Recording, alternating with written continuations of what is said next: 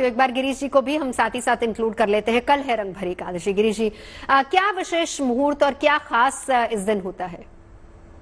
देखिए, सबसे पहले तो मैं हमारे सभी श्रोता श्रोताओं का जो चैनल में हमारा प्रोग्राम देख रहे हैं उनको रंग पंचमी, श्री पंचमी, कृष्ण पंचमी, ये 3 नाम हैं इनकी सभी को शुभकामना देता हूं। और भगवान श्री कृष्ण और मां राधा उनके जीवन में हर्षोल्लास के रंग भरे और हमारे देश के अंदर जो है चहु और सुख और संपन्नता की प्रभु कृपा करे, ये मैं उनसे निवेदन करता हूं। अब आपने पहले पौराणिक कथाओं के बारे में पूछा था, तो मैं एक बात और बता दूं कि जैसे होलिका दहन जो है भक्त प्रहलाद के साथ में जुड़ा हुआ है, या भगवान नृसिंह अवतार लेकर के जब आते हैं तो उसकी खुशी के अंदर 5 दिन तक ये पर्व जो है होली के बाद में मनाया जाता है। तो एक पौराणिक कथा ये भी है। अब आपने बात करी कि पूजा का विधान क्या है। सनातन धर्म जो है उसके अंदर सूर्य को हम उदया तिथि के हिसाब से ये पर्व कल मनाएंगे, और कल ये 8 बजे से 10-11 बजे के बीच का जो ये समय है ये सबसे शुभ है। श्री कृष्ण भगवान ने पहली बार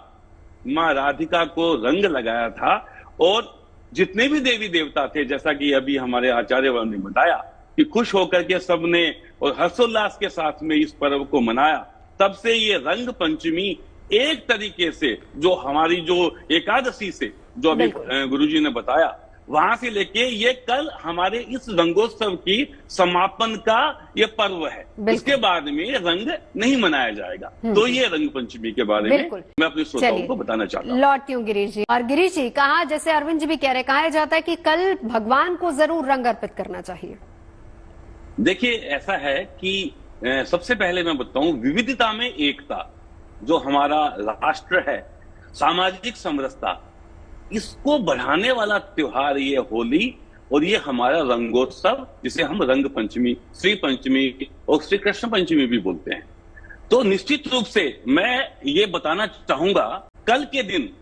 अपने आराध्य की पूजा करें, साथ ही भगवान विष्णु और लक्ष्मी को पूजन करके उनके चरणार विंद के अंदर जो पीले रंग का जो अपना गुलाल अर्पित करके एक पीले रंग के वस्त्र के अंदर 5 हल्दी की गांठें और एक चांदी का सिक्का लेकर के, 5 हल्दी की गांठें और एक चांदी का सिक्का लेकर के और देसी घी का दीपक जला के कनक धारा स्तोत्र का पाठ करें, और उसके बाद में दीपक शांत होने के बाद में वो पोटली आप अपने जो लॉकर के अंदर या तिजोरी में रखे, तो संपूर्ण वर्ष धन धान्य की कमी नहीं रहती और सुख शांति रहती है। एक चीज मैं और भी बताना चाहूंगा आपको कि देखिए क्या है कि हमारे जितने भी जो त्योहार है उनका एक दूसरा मतलब भी है। जैसे अभी सर्दी का इतना भीषण एक